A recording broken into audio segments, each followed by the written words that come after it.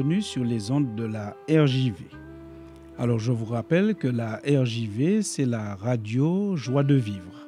C'est la radio qui vous permet de garder la joie de vivre, qui vous permet de garder l'espérance, même dans des temps troublés comme le temps du confinement que nous vivons actuellement.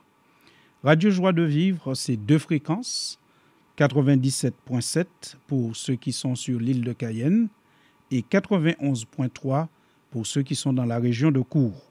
Vous pouvez aussi suivre cette émission, je vous le rappelle, en allant sur YouTube. Vous vous connectez à la chaîne YouTube Église Adventiste Salem et là, vous pourrez aussi suivre cette émission. Ce soir, mercredi, nous sommes heureux de pouvoir passer avec vous quelques minutes dans notre émission Moment de grâce. Ce soir, pour notre moment de grâce, nous aurons une présentation de la parole de Dieu qui sera faite un peu plus tard, tout à l'heure, par pasteur Pierre Morel-Fleurentin. Pasteur Pierre Morel-Fleurentin, pour ceux qui ne le savent pas, je le rappelle, c'est le directeur de la radio. Vous aurez le plaisir de l'entendre ce soir dans une présentation de la parole de Dieu qu'il a intitulée « Secret pour surmonter l'inquiétude ». Secret pour surmonter l'inquiétude. Il va nous donner quelques pistes pour que nous puissions les utiliser, pour que nous puissions surmonter l'inquiétude. Avant d'arriver à la présentation qui sera faite par pasteur Fleurentin, nous aurons le plaisir avec nous d'avoir, dans la première partie de notre émission, un docteur Marc Canor, que nous aurons en ligne avec nous depuis la Martinique, et il va nous présenter quelques principes, quelques idées vraiment intéressantes pour que nous puissions comprendre comment mieux vivre ce confinement en termes de santé. Il va nous donner des principes d'alimentation, des choses qui peuvent nous aider à mieux vivre et qui peuvent nous permettre de booster notre système immunitaire et de garder la joie de vivre, même en période de confinement. Avant de pouvoir interroger Dr Canor avec vous, je voudrais vous rappeler que nous avons lancé depuis quelques jours déjà les 100 jours de prière. Vous vous rappelez, nous avons déjà parlé de cela sur cette même antenne. Chaque jour, nous avons 2 rendez-vous. Pour ceux qui se lèvent tôt, à 5h30, et pour ceux qui ne sont pas disponibles à 5h30, à 13h, nous avons chaque jour un rendez-vous de prière où nous voulons intercéder. Alors, nous faisons parvenir chaque jour une promesse biblique, un texte biblique qui sert de réflexion pour introduire à chacun le moment de prière. Et ensuite, nous avons des sujets de prière et d'intercession. Alors, chaque jour, nous avons ce temps de prière et nous vous invitons à vous joindre à nous aussi nombreux que vous pouvez l'être, que nous puissions assiéger le trône de la grâce avec nos prières, nos intercessions, et nous avons besoin d'intercéder pour les uns et pour les autres. Par exemple, aujourd'hui, jeudi 1er, c'est bien cela, nous avions comme, aujourd'hui jeudi, nous avions comme texte biblique Proverbes chapitre 16. Non, je suis déjà à jeudi. Je voulais vous parler d'aujourd'hui, mercredi, voilà. Aujourd'hui, mercredi 1er avril, nous avions comme texte de méditation 1 Timothée 6, verset 17. C'est le texte de la Bible qui dit « Recommande aux riches du présent siècle de ne pas être orgueilleux et de ne pas mettre leur espérance dans les richesses incertaines, mais de les mettre en Dieu, qui nous donne avec abondance toutes choses pour que nous en jouissions. » Alors aujourd'hui, nous prions autour de ce texte de la Bible, texte qui nous dit que c'est en Dieu qu'il nous faut mettre notre espérance, en Dieu qu'il nous faut mettre notre confiance, en Dieu qu'il nous faut mettre tout ce que nous avons pour qu'il puisse nous aider à grandir, à croître, parce que c'est lui qui nous permet de connaître le vrai bonheur. Aujourd'hui, jeudi, donc je disais, nous avons prié, nous avions 3 sujets de prière. Nous avons prié aujourd'hui, mercredi, oui, 1er, nous avons prié pour tous ceux et pour que de plus en plus d'hommes mettent leur confiance en Dieu. Nous avons prié aujourd'hui encore pour les soignants et pour les chercheurs. Et nous avons prié aujourd'hui pour les mères célibataires qui doivent poursuivre l'éducation de leurs enfants en période de confinement. Donc, rejoignez-nous Soyons nombreux dans cette chaîne de prière, tous les matins, 5h30 et 13h, où nous intercédons. Alors maintenant, nous arrivons à jeudi 2, donc demain jeudi, notre texte sera Proverbe 16 au verset 20, texte de la Bible qui dit « Celui qui réfléchit sur les choses trouve le bonheur, et celui qui se confie en l'Éternel est heureux. » Proverbe 16 au verset 20. Et demain, jeudi, donc nos sujets de prière seront, nous allons prier pour les forces de l'ordre et pour le gouvernement. Nous prierons pour les sans-abri, parce que dans la crise, on nous demande d'être confinés, mais il y en a qui n'ont même pas de maison. Donc, nous pensons à eux dans cette situation particulièrement. Et nous prions aussi pour qu'il y ait un réveil spirituel dans nos communautés, que dans toutes les églises, il y ait un véritable réveil spirituel et qu'au sortir du confinement, nous ne puissions pas reprendre notre train de vie comme c'était avant, mais que nous soyons véritablement engagés avec le Seigneur dans une autre démarche, une démarche spirituelle. Alors, je vous rappelle que ce soir, nous vous invitons à continuer à prier avec nous et nous voulons commencer tout de suite en ayant un mot que nous adressons à notre Père par la prière. Et tout de suite après la prière, eh bien, nous recevrons pour vous Dr Marc Canor qui va intervenir depuis la Martinique. Nous allons donc prier. Je vous invite, là où vous êtes, autant que faire se peut, à marquer ce moment. Et nous voulons intercéder pour cette occasion. Seigneur, notre Dieu et notre Père, nous savons que tu es celui qui règne et qui vit au siècle des siècles. Nous savons que tu es le Dieu du bien, le Dieu de la vie, le Dieu de la résurrection. Nous savons que tu es aussi un Dieu de liberté qui nous permet à nous humains et aux êtres célestes d'expérimenter la liberté. Et parfois, dans cette liberté, nous nous égarons et nous en subissons aussi parfois les conséquences. Aussi, Seigneur, nous te prions ce soir afin que ta grâce et ta bonté s'étendent à nous encore une fois.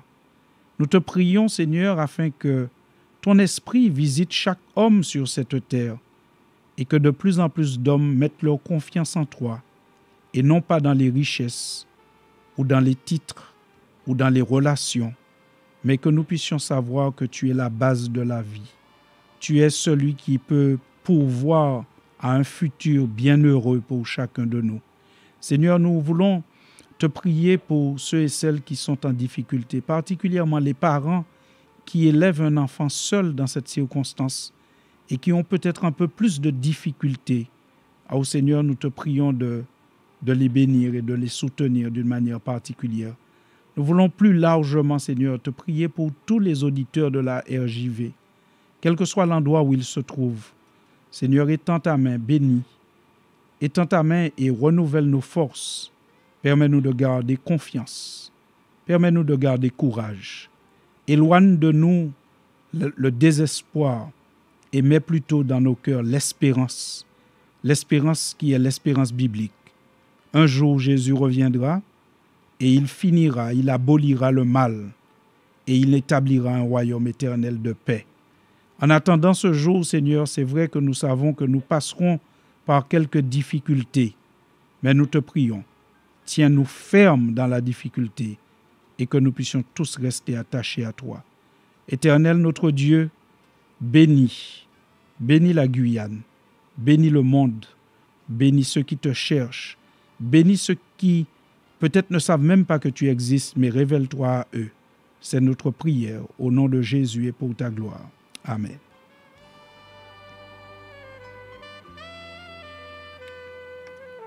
Nous souhaitons que vous puissiez chacun poursuivre ce moment de prière là où vous êtes, que vous puissiez continuer à vous attacher à l'Éternel. Maintenant, nous voulons recevoir pour vous Dr Marc Canor qui normalement est au téléphone avec nous. Dr Canor, bonsoir. Allô? Oui, bonsoir Dr Canor. Oui, bonsoir. Alors, même si c'est par le biais du téléphone, nous vous disons bienvenue en Guyane française. Merci, merci. Alors, vous êtes actuellement en Martinique. Dites-nous quel temps il fait sur votre île. Eh bien, le soleil est en train de descendre et il fait bon. Il fait bon. Très bien. Bien, nous sommes vraiment heureux de vous accueillir et nous sommes heureux que vous ayez accepté avec beaucoup de spontanéité de pouvoir nous accompagner pendant quelques minutes et nous permettre de bénéficier de vos connaissances et de votre expérience, puisque je le rappelle pour nos auditeurs, vous êtes médecin, vous êtes chirurgien, vous avez beaucoup d'expérience et surtout ce qui nous intéresse ce soir, c'est que vous êtes un médecin versé dans la prévention. Vous êtes beaucoup attaché à l'idée que nous ne devons pas seulement nous soigner quand nous sommes malades, mais nous devons prévenir en ayant un style de vie positif. Est-ce bien cela, docteur? Je confirme et c'est avec plaisir que je partagerai ces réflexions avec vous. Très bien, merci. Alors, pour introduire, je vous dirais, puisque c'est une de vos spécialités, dites-nous en quoi consiste globalement ce qu'on pourrait appeler un style de vie sain, un style de vie qui permet de mieux vivre. Qu'est-ce que cela comprend? Si nous considérons un style de vie selon notre Créateur, ce style de vie doit être, bien sûr, alimenté par des principes convenables. Et c'est étonnant que j'utilise l'expression alimenter. Effectivement, nous pensons que l'alimentation de l'individu est au centre des préoccupations de santé, puisque notre Créateur lui-même, dès les premiers instants, dès la création de l'individu, lui ordonne de consommer un certain style d'aliments. Et les chercheurs d'aujourd'hui sont d'accord pour dire que dans toutes nos grosses pathologies, en particulier ces pathologies chroniques, type diabète, type hypertension artérielle ou encore obésité, qu'il est nécessaire que nous revenions au régime des origines. Alors, quel est ce régime des origines? Dans ce problème qui nous concerne tout particulièrement aujourd'hui, il est nécessaire, absolument indispensable, que nous ayons un système immunitaire fort. Système immunitaire fort, ça veut dire que nous serons à même de résister à ce virus qui est virulent et qui veut nous abattre. Mais nous avons ce système immunitaire qui est fait de petits soldats internes, des milliards de ces petits soldats qui sont là pour nous défendre contre des envahisseurs. Et les chercheurs d'aujourd'hui sont d'accord pour dire que ce système-là, nous pouvons le renforcer. Nous le renforçons déjà par une bonne alimentation qui sera faite surtout d'un style de vie où le végétarisme est à l'avant-plan.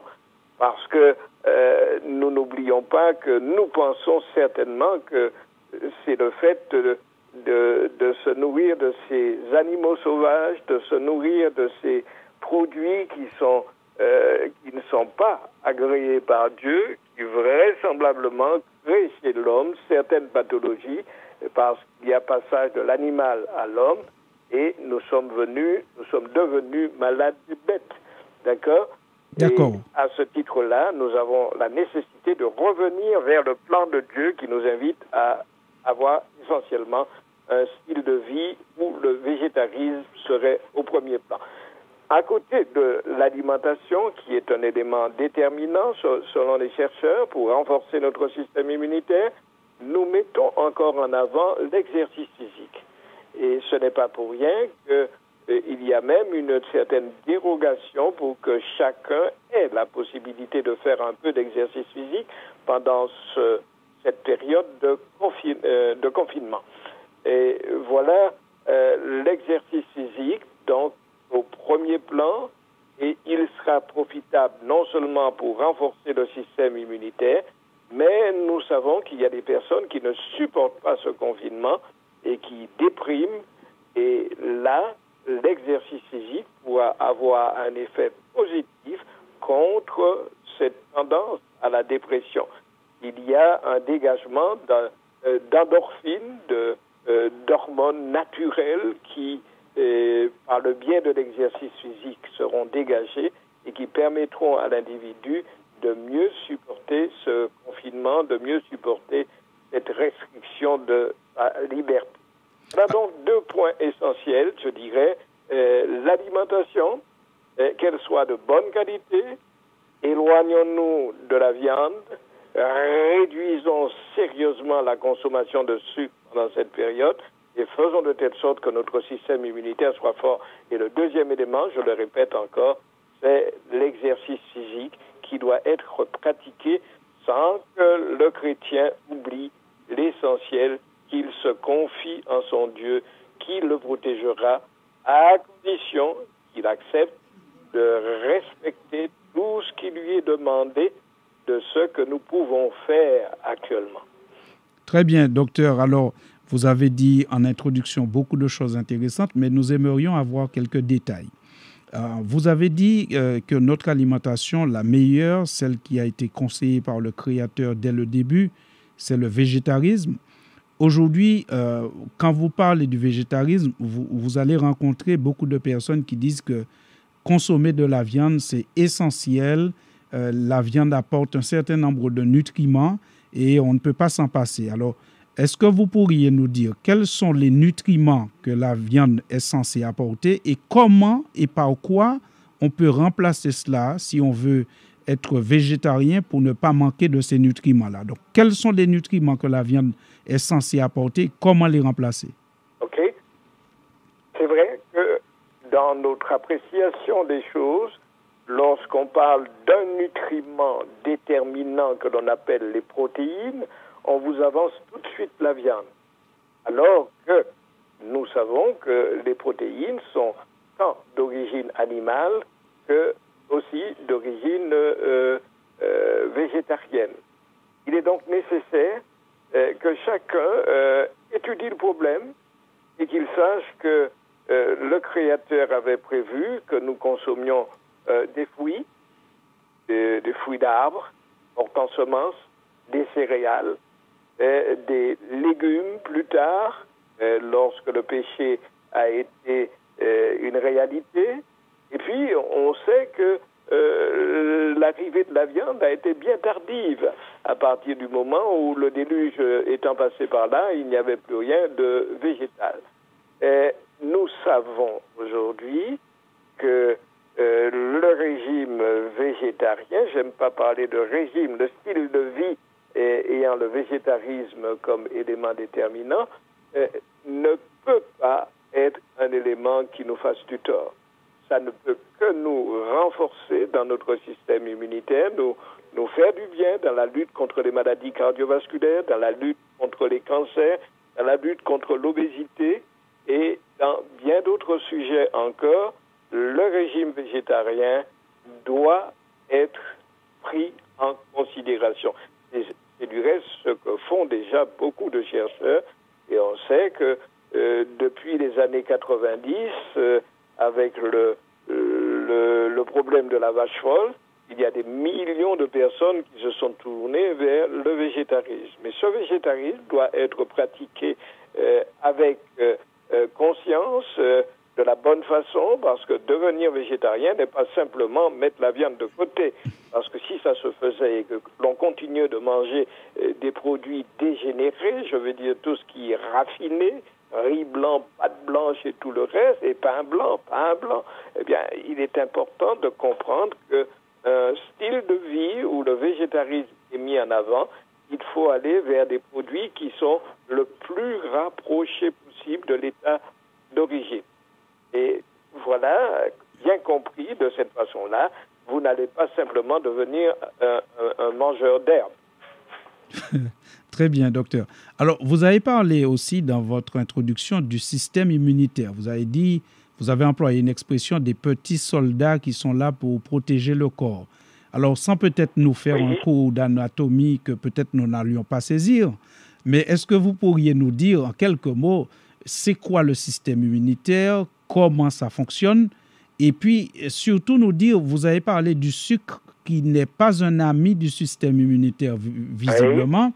Dites-nous en quoi le sucre est néfaste pour notre système immunitaire, parce que vous savez que le sucre aujourd'hui, c'est facile, on en trouve partout à droite et à gauche, et puis on en consomme beaucoup. Alors, qu'est-ce que le système immunitaire? Comment ça fonctionne? En quelques mots. Et puis, en quoi le sucre est un ennemi du système immunitaire?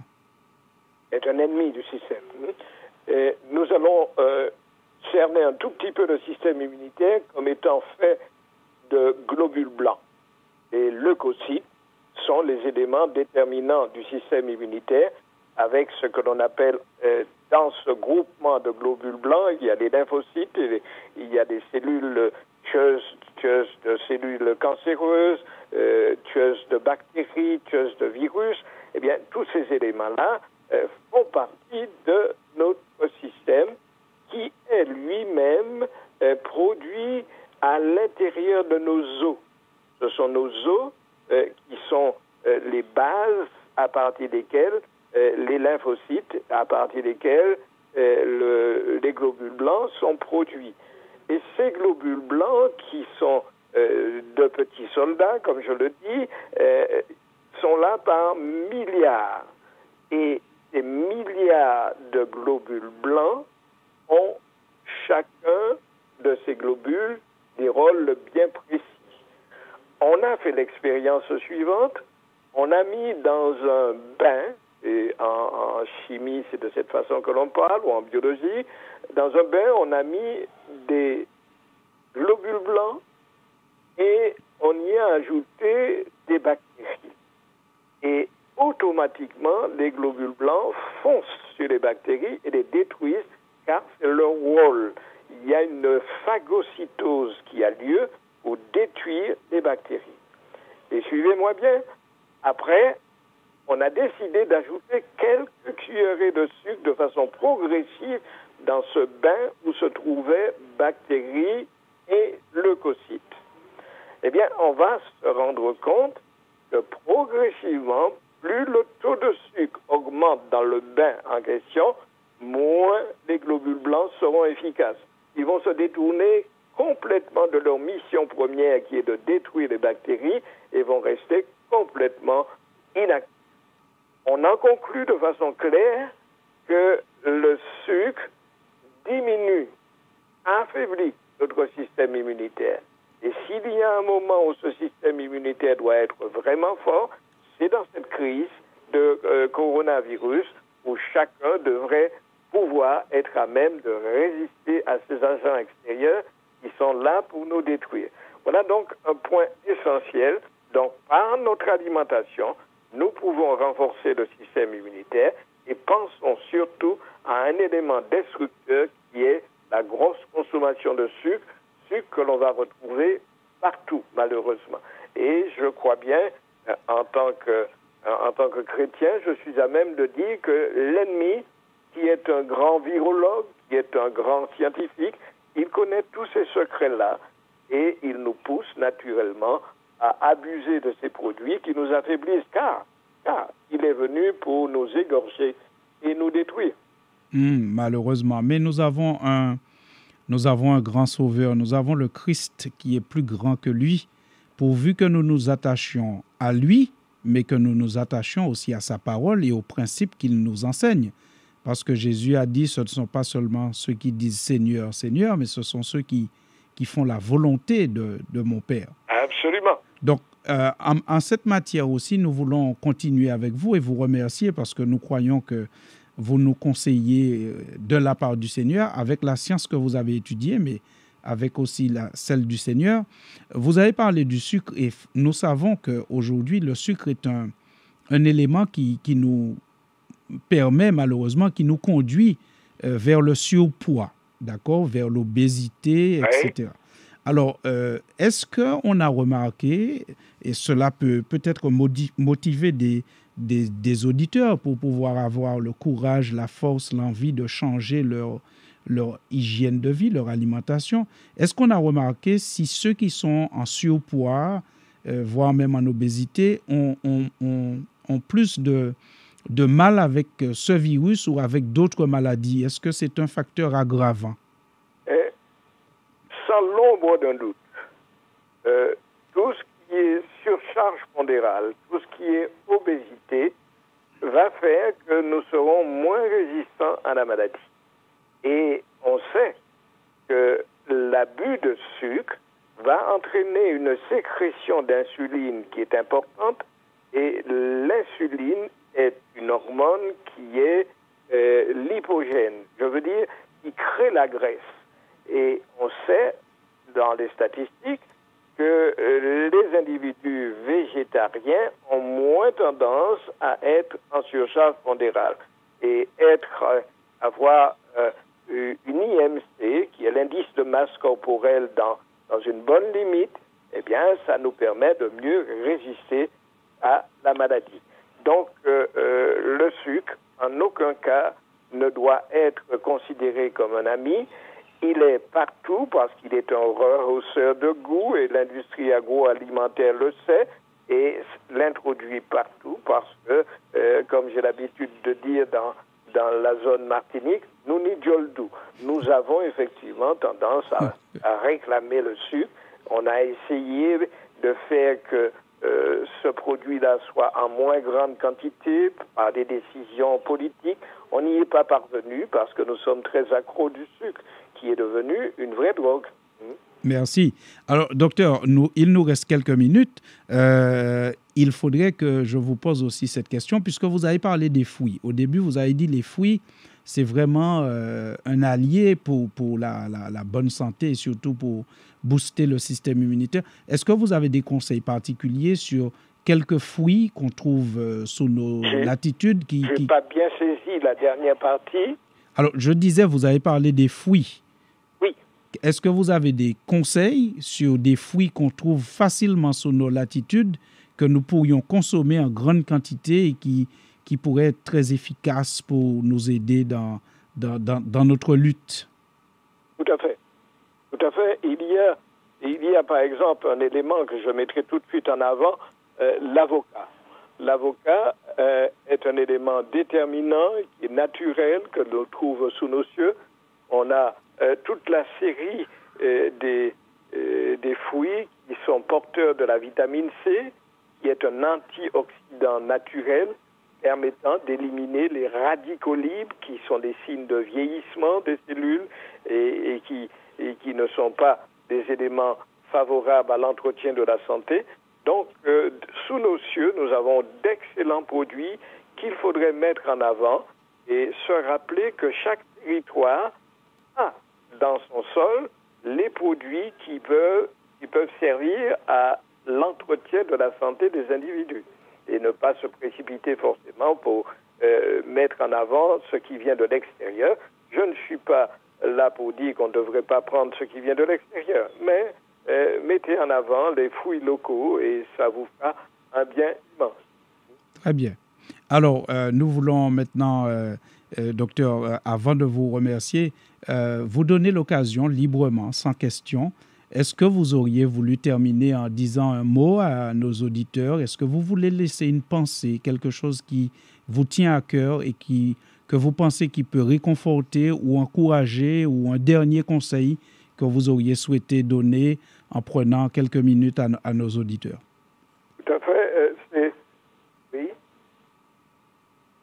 Le conseil que je donnerais, je lui donnerais une base biblique tirée de Exode chapitre 15 au verset 26, où l'Éternel nous dit: si tu observes attentivement ce que je te prescris, tu fais ce qui est agréable à mes yeux, je t'épargnerai les maladies des Égyptiens. Autrement dit, je serai à tes côtés à condition que tu sois obéissant. Et je demande, tout au moins, je mettrai dans ce texte Exode 15, le verset 26, si tu observes les prescriptions qu'on te donne en ce moment, à savoir refuser de rencontrer des gens de trop près, refuser les embrassades, ne pas se donner la main dans cette période spéciale, être dans le confinement, si tu respectes tout cela, eh bien, je t'épargnerai ce qui aurait pour toi des conséquences catastrophiques. Donc, obéir à ce que l'on nous prescrit actuellement. Nous n'avons pas beaucoup de moyens, mais ceux-là sont déjà prouvés comme étant bons pour lutter contre la maladie. On a l'exemple de la Chine, on a d'autres exemples encore qui nous montrent clairement que le confinement, il est nécessaire. Et dans ce confinement, nous pouvons apprendre encore à nous confier davantage en notre Dieu. Trouver le temps d'étudier sa parole, trouver le temps de lire davantage ce que nous n'avons pas pu faire jusqu'à présent. Et ces moments-là peuvent être des moments précieux et vraisemblablement, nous nous souviendrons de façon positive de cette crise qui aura traversé notre vie. Très bien. Alors, Dr Kanor, nous voulons une nouvelle fois vous remercier d'avoir été avec nous pendant ces quelques minutes. Nous vous remercions pour les conseils que vous nous avez donnés. J'ai retenu que vous avez dit que l'avocat, c'est un allié précieux que nous devrions en consommer. Hein, c'est bien cela, j'ai bien retenu cela.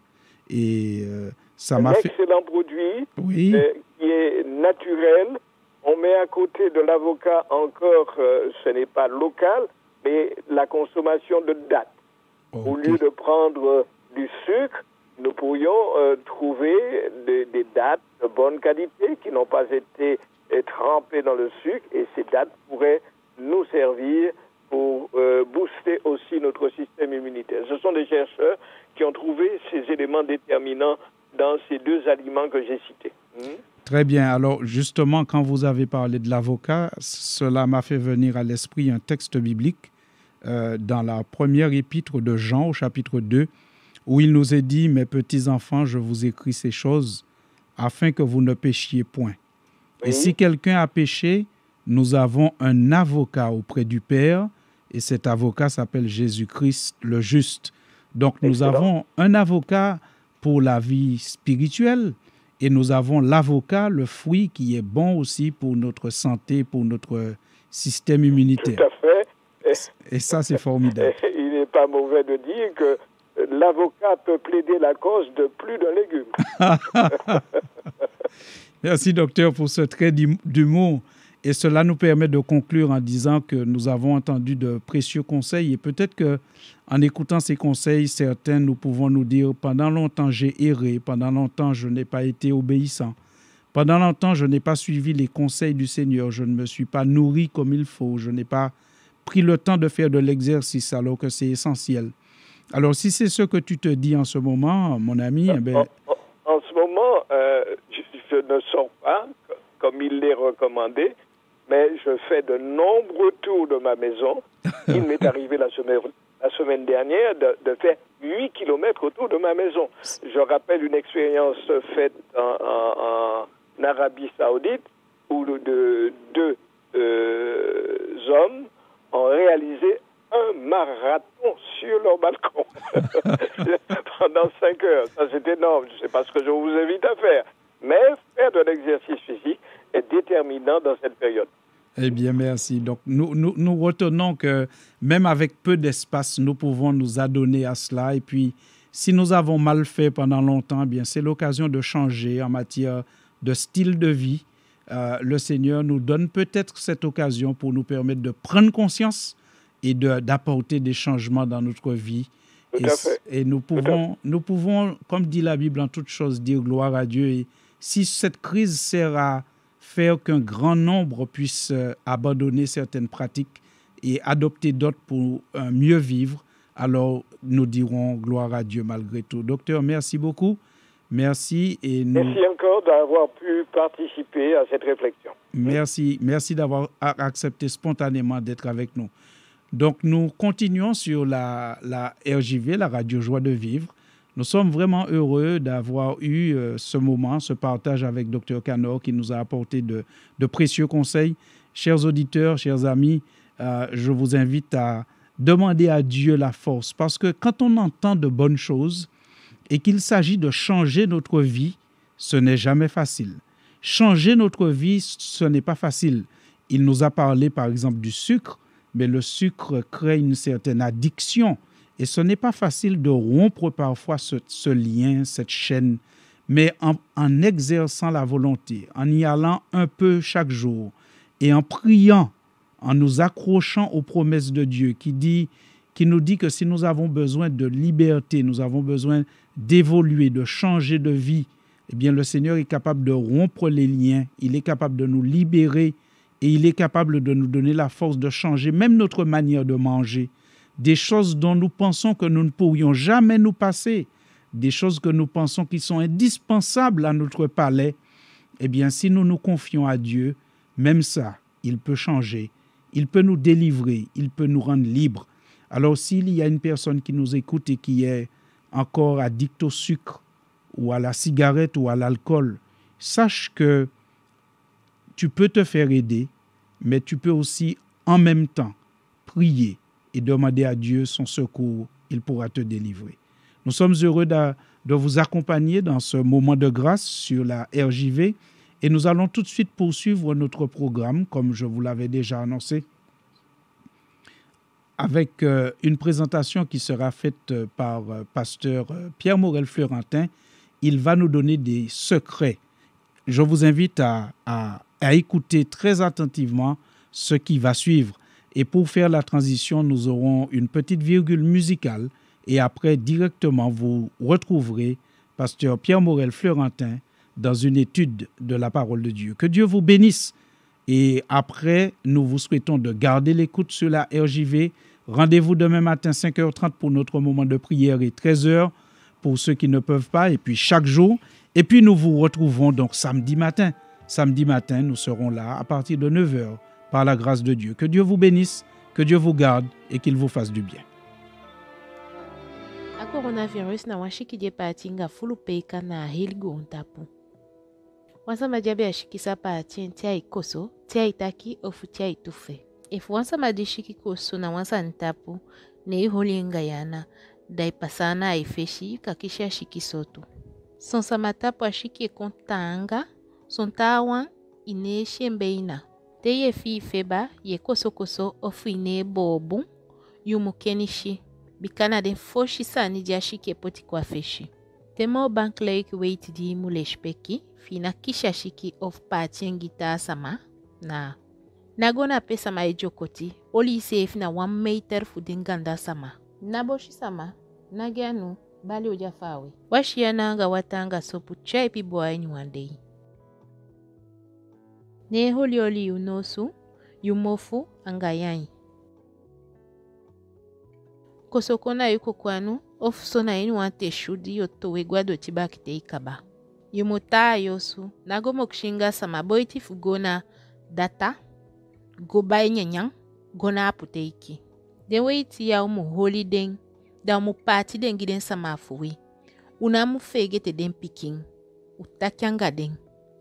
Ifuna enden china fude edika ipasaya, yubengona gan konde, ofu ibe komitinga wansa majabi ya coronavirus a yenjikini, da iko ifi feba ye koso, bone saliyo, ofu yabita kubo, nena dempishi fuka yenye etang, nakitina fe ifi na telefon fi tapo, so yokai na dindata fu urgence. Grâce infinie de notre Dieu qui un jour m'a sauvé. Oh, j'allais de lieu en lieu quand tu m'as retrouvé. Et maintenant je vois. Chers amis auditeurs, chers frères et sœurs, chers internautes, bonsoir. C'est avec un grand plaisir que nous vous retrouvons pour un moment de grâce, un moment de discussion autour de la parole de Dieu. Nous sommes en ce moment même à Saint-Laurent-du-Maroni et nous sommes heureux d'être avec vous. Ce soir, tout d'abord, je me présente, Katia. Je suis avec Pasteur Florentin. Bonsoir, Pasteur Florentin. Bonsoir, Katia. Comment allez-vous? Très bien, merci. Et toi? Très bien, par la grâce de Dieu. Je vais d'abord vous inviter, chers amis, à faire une courte prière avant de rentrer dans le vif du sujet. Notre Père et notre Dieu, nous te remercions pour toutes les bénédictions que tu nous as accordées durant cette journée. Veuille nous pardonner de toutes nos fautes commises en pensée, en parole et en action. en cet instant, alors que nous allons parler de ta parole, parler de toi, alors nous allons nous abreuver à ta source d'eau. Seigneur, nous te demandons d'être avec nous et de nous accorder ton Saint-Esprit, de bénir tous ceux qui nous regardent, tous ceux qui nous écoutent et de permettre que nous puissions trouver les mots, les paroles dont nous avons besoin afin de continuer à être connectés à toi durant ce confinement. Merci de nous bénir et de nous garder. Au nom de Jésus et pour ta gloire. Amen. Amen. Ce soir, nous avons un sujet particulier, un sujet qui s'intitule « Secret pour surmonter l'inquiétude ». Secret pour surmonter l'inquiétude. Alors, ma première question, Pasteur Florentin, est celle-ci. Pourquoi ce thème? Eh bien, il suffit de regarder autour de nous pour constater que le Covid-19 a créé un terrain fertile à l'inquiétude. Le virus, en quelques semaines, a atteint une multitude. Confinés, beaucoup souffrent de lassitude. Les septagénaires tombent en décrépitude. Le personnel soignant crève de lassitude et beaucoup regardent l'avenir avec incertitude. Les frontières sont bloquées. Les vols sont annulés. La bourse a craqué. Le monde est paralysé. Les écoles, les églises, les bars, les restos, les cinémas sont fermés. Les marchés sont supprimés. Les compétitions sont reportées. Plus le droit de circuler. Les gardiens de prison sont stressés. Les prisonniers sont terrifiés. Les patrons sont affolés. Les salariés sont troublés. Les politiques désemparés. Le coronavirus, mesdames et messieurs, nous a introduit dans un nouveau processus. Il a diminué la faculté de jouir de la stabilité et de la paix intérieure. Beaucoup paniquent et cèdent à la peur. Étant confinés, pour que la joie règne au foyer, il faut savoir comment surmonter victorieusement l'inquiétude et vivre en toute quiétude. Et je crois qu'avec Jésus, le combat n'est pas perdu. Il nous ménagera une issue, car avec lui, on n'est jamais déçu. Alors, vous nous avez vraiment dépeint la situation dans laquelle se trouve notre monde aujourd'hui. C'est exact. Mais dites-moi, que disent les spécialistes au sujet de l'inquiétude? Vous savez, lorsqu'on devient prisonnier de l'inquiétude, on développe ce qu'on appelle des maladies psychosomatiques. Qu'est-ce que... Pouvez-vous nous définir ce terme, psychosomatique? Eh bien, le mot psychosomatique vient de deux mots grecs, le mot psyché qui veut dire esprit et le mot soma qui veut dire corps.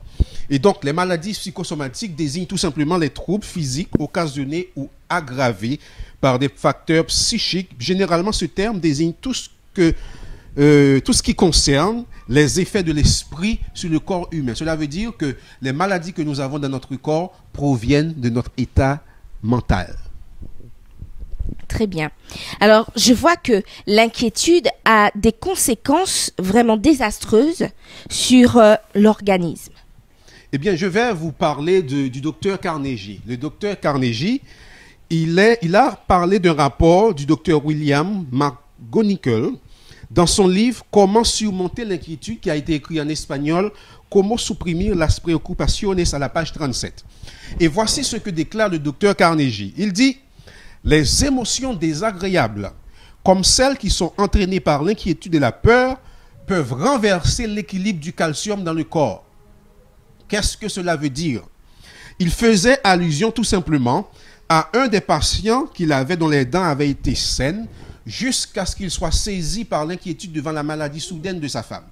Et on a remarqué qu'au cours des 3 semaines qui ont suivi la maladie de sa femme où elle était hospitalisée, le mari a développé 9 caries. Ces caries étaient dues à l'inquiétude.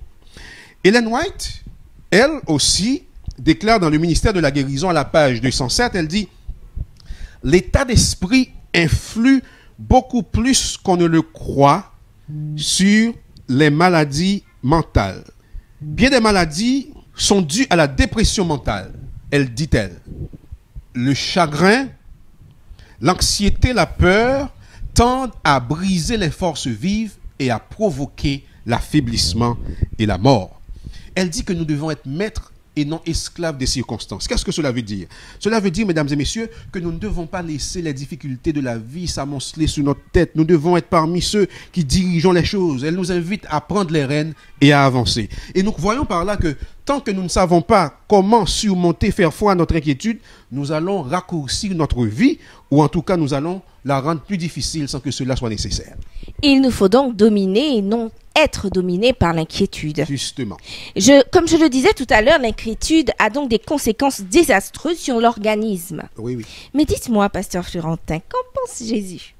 S'est-il exprimé au sujet de l'inquiétude? Alors, oui, justement, Jésus s'est exprimé là-dessus parce que beaucoup de spécialistes aujourd'hui proposent des techniques pour surmonter, pour gérer l'inquiétude, et je crois personnellement que le meilleur de ce qui a été dit sur l'art de faire face à l'angoisse et de surmonter l'inquiétude sont sortis des lèvres de notre Seigneur Jésus-Christ. Ce fut l'opinion du docteur William Shadler dans son ouvrage monumental en anglais Modern Psychiatry à la page 760. Il dit ceci, écoutez bien.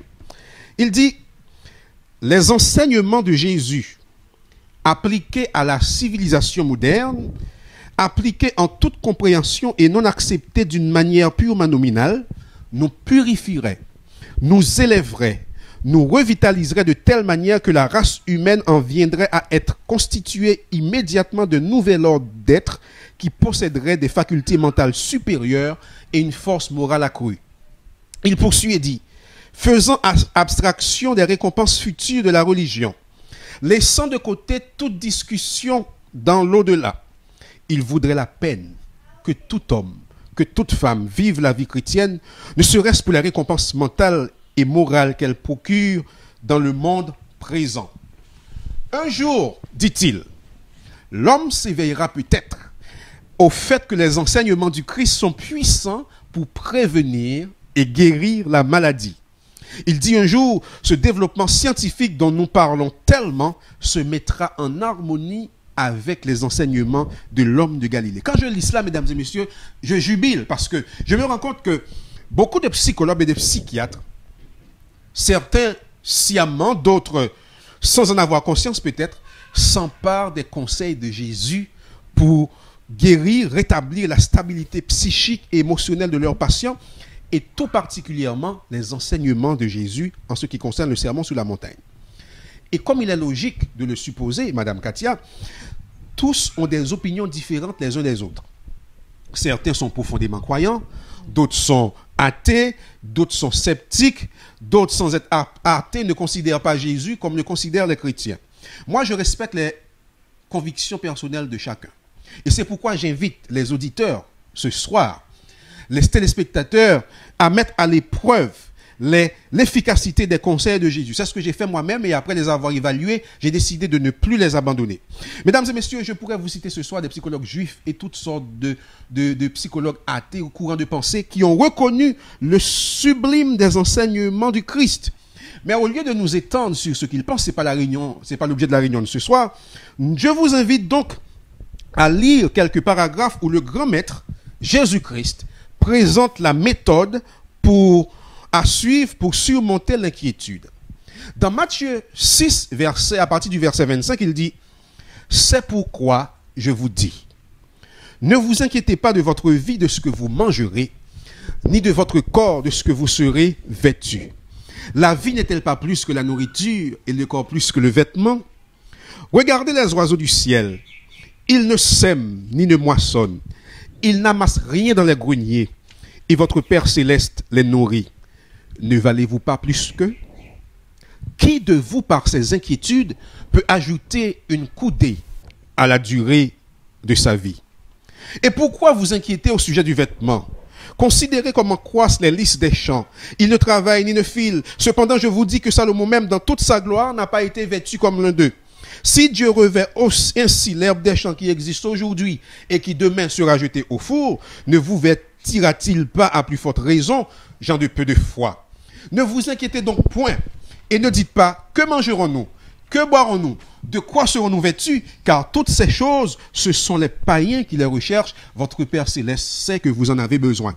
Cherchez premièrement le royaume et la justice de Dieu, et toutes ces choses vous seront données par-dessus.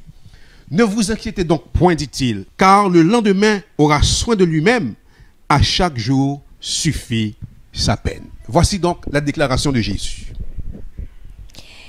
Eh bien, Jésus était vraiment un précurseur. Oui, tout à fait. Il l'était. Mais quelle est donc la méthode chrétienne pour surmonter l'inquiétude? Vous nous avez dit que Jésus dit effectivement qu'il faut, à chaque jour suffit sa peine. Mais quelle est la méthode, le côté pratique? Alors, Jésus dit, vivons avec sagesse le temps présent.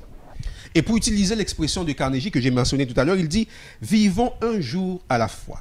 Qu'est-ce qu'on veut dire par là, mesdames et messieurs, chers auditeurs, téléspectateurs? Nous voulons souligner tout simplement le fait que hier est une fleur fanée qui a rempli son but et que l'avenir est un bouton non ouvert dont nous pouvons jouir et dont nous devons soigner la beauté et la fraîcheur. Quelqu'un a dit un jour ceci, il dit « Chaque jour est une nouvelle vie pour l'homme sage. Ne laissez pas hier ruiner aujourd'hui. » Et j'apprécie particulièrement cette phrase de Tagore qui dit « Si tu pleures parce que tu as perdu le soleil, tes larmes t'empêcheront de voir les étoiles. » Vous savez, qu'est-ce qu'il veut dire par là? Il dit tout simplement « Ne laissons pas les ombres du passé régner sur le présent. » Et je pense que nous devrions appliquer le même critère quant à l'avenir, Madame Katia.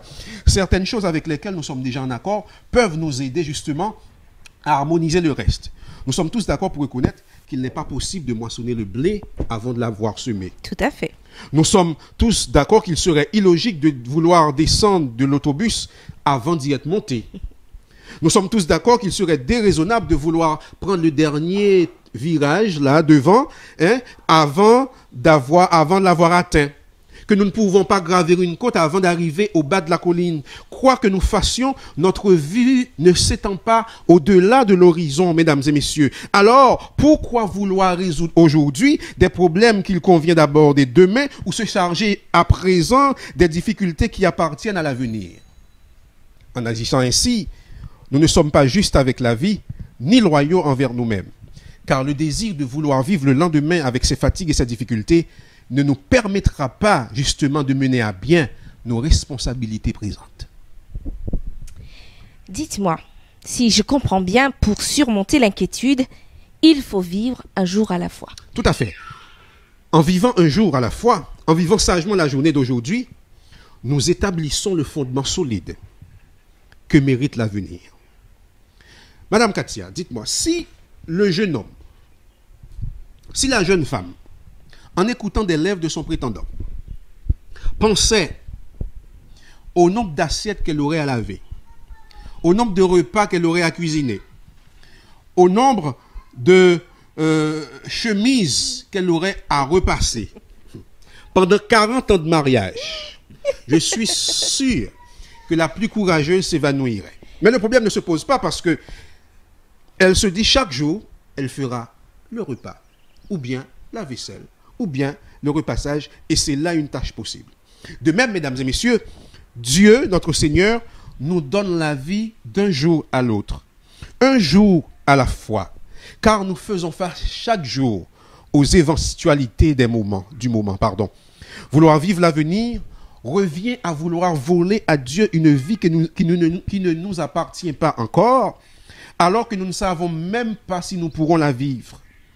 Robert Louis Stevenson s'exprimait ainsi. Il disait « Tout le monde peut supporter son fardeau, aussi dur qu'il soit, jusqu'à la nuit. Tout le monde peut faire son travail, aussi dur qu'il soit, au cours de la journée.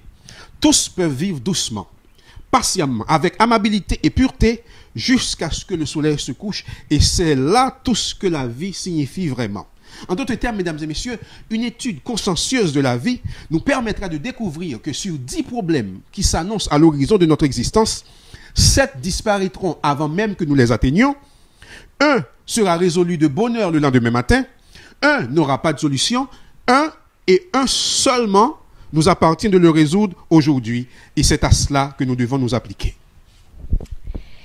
Quelle était l'intention de Jésus lorsqu'il a déclaré « Ne vous inquiétez pas du lendemain, car le lendemain aura soin de lui-même, à chaque jour suffit sa paix. » Lorsque Jésus a déclaré « Ne vous inquiétez pas du lendemain, car le lendemain aura soin de lui-même, à chaque jour suffit sa peine », il voulait retirer, mesdames et messieurs, c'est 90%, je pèse mes mots, 90% du fardeau fictif que nous portons et qui nous épuise au point que nous sommes incapables de résoudre sagement nos difficultés réelles. Jésus voulut nous guider en ce sens, mais aussi nous donner des indications concernant les 10% de problèmes insolubles. Oui, il y a 10% de problèmes insolubles. Ok, mais justement, que faut-il faire des 10% de problèmes insolubles? Eh bien, lorsqu'il ne nous est pas possible de changer les choses, souvenons-nous que nous pouvons changer d'attitude envers elles. Ok. Une jeune fille déplorait les disputes constantes dans son foyer. Un jour, on constata qu'elle était sereine et reflétait la paix intérieure. On lui demanda « Comment vont les choses chez vous ?» Comme toujours, répondit-elle. « Mais je suis différente. » Devant les problèmes insolubles et les solutions inévitables, mesdames et messieurs, nous devons être différents du commun des mortels et même peut-être adopter une attitude différente de celle que nous avons eue jusqu'ici. Milton disait que ce n'est pas un malheur d'être aveugle, mais c'est un malheur de ne pas pouvoir supporter la cécité. Le psychologue William James nous dit « Acceptez qu'il en soit ainsi ». L'acceptation de ce qui est arrivé est le premier pas pour surmonter les conséquences d'un malheur quelconque. Non seulement pour surmonter les malheurs, mais pour surmonter l'inquiétude. Très bien. Justement, que se passe-t-il lorsque nous cessons de lutter contre l'inévitable? Elsie McCormick s'est penchée là-dessus. Elle a dit ceci. Lorsque nous cessons de lutter contre l'inévitable, nous libérons une énergie qui nous permet de créer une vie nouvelle, une vie plus riche. D'autre part, ces énergies auparavant dépensées inutilement pour lutter contre l'impossible nous permettront de trouver une solution aux problèmes qui sont à notre portée, et ceci aussi sera une source d'encouragement. On raconte l'histoire d'un photographe, Youssouf Karch, un grand photographe célèbre qui s'est trouvé un jour au Vatican pour photographier et pour prendre le portrait du pape Jean XXIII avec son évêque Fulton Sheen. Et pendant que Karch préparait son appareil, le pape s'est retourné vers son évêque et lui dit « Tu sais, Sheen, Dieu savait depuis 77 ans que je serais pape un jour. Pourquoi ne m'a-t-il pas fait un peu plus photogénique ?» Cette attitude pleine d'humour adoptée par Jean XXIII correspond à une amère réalité dans la vie de millions de personnes qui s'usent à lutter contre l'inévitable. Ne pas accepter l'inévitable, mesdames et messieurs, manque autant de sens commun que de vouloir retenir le soleil. La véritable paix de l'esprit, disait Ling Newton, vient de l'acceptation du pire. Et elle dit que psychologiquement, ceci correspond à une libération d'énergie. Et ceci est exact. Je crois, mesdames et messieurs, que ceci nous permet d'avoir une libération d'énergie, la libération d'énergie dont nous avons besoin pour vivre joyeusement et d'une façon satisfaisante la journée d'aujourd'hui. On dit qu'il y a un proverbe chinois, Madame Katia, ou un proverbe, ou un dicton qui dit à peu près ceci. Il dit, le problème a une solution. Alors, pourquoi est-ce que je m'inquiète? Et si cela ne vous parle pas, vous trouvez peut-être la logique dans cette autre phrase qui dit, pour les maux du monde, où il y a ou il n'y a pas de solution. S'il y en a, mets-toi à sa recherche et ne sois pas insensé. J'aimerais attirer votre attention, Madame Katia, sur le fait qu'après avoir parlé de la confiance avec laquelle nous devrions affronter la vie, Jésus dit ceci. Écoutez bien, chers auditeurs, chers téléspectateurs. Il dit, qui de vous, par ses inquiétudes, peut ajouter une coudée à la durée de sa vie? Si, en s'inquiétant, quelqu'un pouvait grandir de quelques centimètres, beaucoup vivraient avec un complexe de moins. Mais il est également certain, mesdames et messieurs, que le complexe disparaîtrait si elle était disposée à accepter ce qui est plus que se résigner, l'inévitable. J'avais un professeur qui avait l'habitude de dire, si en se lamentant nous pouvions arranger les choses, moi aussi, je le ferais toute la journée. Mais les paroles, malheureusement, n'arrangent rien. Je sais que ce principe n'est pas facile à appliquer, à moins que nous n'acceptions l'autre principe mentionné par Jésus. Quel est ce principe mentionné par Jésus? Eh bien, l'autre principe mentionné par Jésus, c'est la foi. La Bible nous dit que la foi est une ferme assurance des choses qu'on espère et une démonstration de celles qu'on ne voit pas. Et vous savez, certains d'entre nous, nous parcourons la vie comme des enfants qui n'ont jamais encore été à l'école.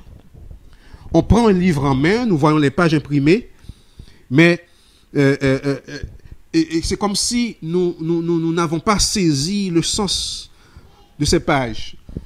Et ceci nous remplit de perplexité au point où nous perdons le sommeil. Nous souffrons de palpitations, nous souffrons d'hypertension, d'ulcères ou d'autres maux, car la vie nous paie de notre manque de foi en l'avenir et en Dieu notre Seigneur. Si vous, chers auditeurs, chers téléspectateurs, vous vous trouvez dans ce cas, l'exemple de ce soldat prisonnier au cours de la Seconde Guerre mondiale peut nous aider. Il était enfermé dans une cellule semblable à une oubliette. Mais au cours de toute sa captivité, il maintint une attitude joyeuse. Si c'était vous, vous êtes enfermé dans un petit cachot, quel serait votre état d'esprit? Ce serait sûrement très très difficile. Lui, il sifflait, il chantait. Cela me fait penser à Paul et Silas. Et il était tellement joyeux au point qu'il paraissait être plus heureux que les gardiens de prison. Un jour, un gardien lui dit, « Quelle est la raison de ton attitude? Pourquoi es-tu toujours aussi joyeux ?» Il répondit, « Regardez cette fenêtre-là, tout en haut. Lorsque je regarde dehors, je vois le ciel bleu. Il n'y a pas de raison de désespérer tant qu'il en est ainsi. » Je crois, mesdames et messieurs, que pour ceux qui ont grandi à la campagne, ils ont eu l'occasion de vivre cette scène à plusieurs reprises. Un agriculteur assis sur son tracteur, retournant la terre, et derrière lui, une grande quantité d'oiseaux blancs tournoyant avec candeur et innocence. Et vous savez, les oiseaux le suivent et ils mangent comme si l'agriculteur travaillait uniquement pour eux. Et il est certain qu'à l'époque des semailles, les agriculteurs, les fermiers n'aiment pas être suivis par les oiseaux, mais ceux-ci ne l'en suivent pas moins. C'est comme si le fermier, l'agriculteur, était uniquement préoccupé à leur procurer de la nourriture.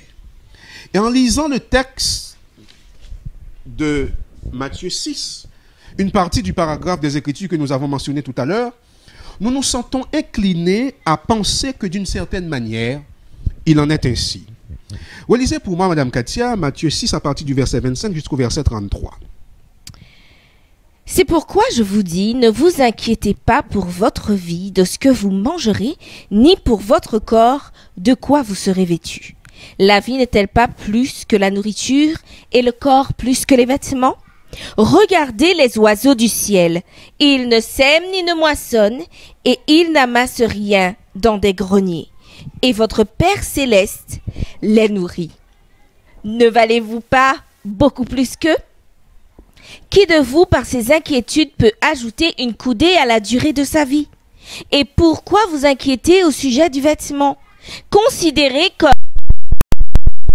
les lys des champs, ils ne travaillent pas. Cependant, je vous dis que Salomon même, dans toute sa gloire, n'a pas été vêtu comme l'un d'eux. Si Dieu revêt ainsi l'herbe des champs, qui existe aujourd'hui et qui demain sera jetée au four, ne vous vêtira-t-il pas à plus forte raison, gens de peu de foi? Ne vous inquiétez donc point et ne dites pas « Que mangerons-nous? Que boirons-nous? De quoi serons-nous vêtus ?» Car toutes ces choses, ce sont les païens qui les recherchent. Votre Père céleste sait que vous en avez besoin.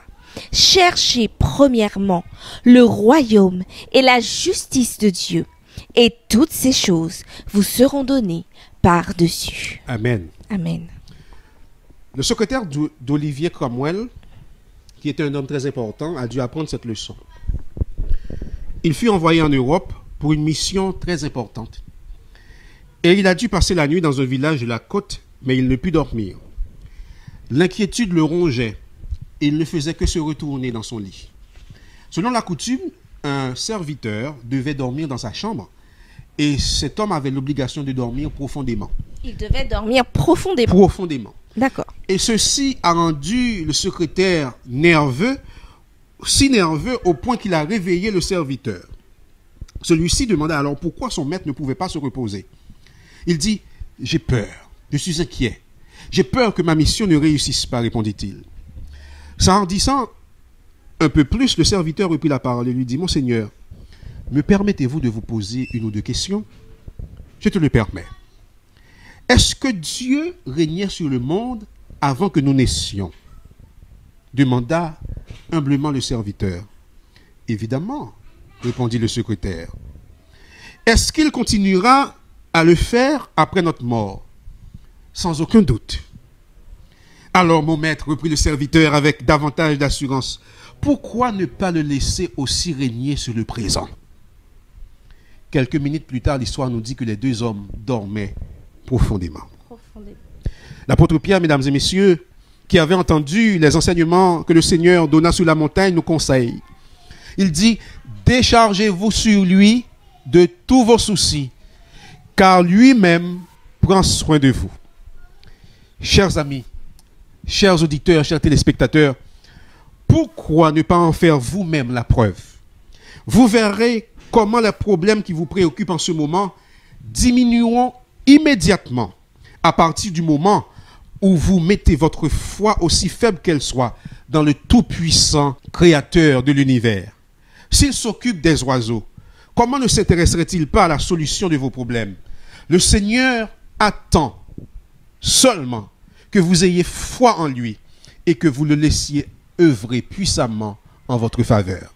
Mesdames et messieurs, vivons avec une foi entière en Dieu. Vivons un jour à la fois. Acceptons l'inévitable. Souvenons-nous que tout problème, aussi angoissant qu'il soit, passera.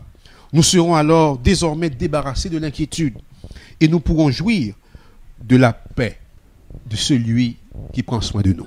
Je vous remercie. Merci, pasteur Florentin, pour ces paroles réconfortantes au sujet de l'inquiétude. Nous savons aujourd'hui que nous n'avons pas besoin de nous inquiéter, mais qu'il nous faut juste rechercher notre Père Céleste qui, lui, pourra nous donner la paix dont nous avons besoin. Avant de nous quitter, chers amis, nous allons simplement prier Dieu afin qu'il nous accorde son Saint-Esprit et sa présence. Pasteur Florentin, pouvez-vous faire cette prière? Notre Dieu, notre Père, à qui irions-nous si ce n'est qu'à toi? Dans ce monde troublé, dans ce monde où tout va mal, nous pouvons nous tourner vers toi pour avoir la paix, la sérénité. Tu nous as donné dans ta parole tous les éléments nécessaires pour surmonter l'inquiétude. Nous te demandons, ô Dieu, de t'accorder à chacun de nous ton Saint-Esprit, afin que nous puissions chaque jour garder les yeux fixés sur toi. Et peu importe ce qui se présentera devant nous, peu importe la manière dont la vie se profilera, Seigneur, nous continuerons à te faire confiance, nous continuerons à avoir la paix parce que tu fais toutes choses bonnes pour tes enfants. Seigneur, tu dis que tu connais les projets que tu as formés pour nous, projets de paix et non de malheur, afin de nous donner un avenir et de l'espérance.